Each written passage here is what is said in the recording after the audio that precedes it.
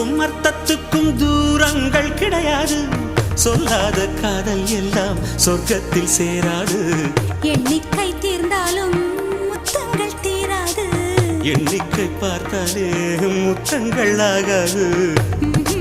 அனுபவமோ என் வீட்டு தோட்டத்தில் பூவெல்லாம் கேட்டுப்பார். என் வீட்டு ஜன்னல் கம்பி எல்லாமே கேட்டுப்பார்.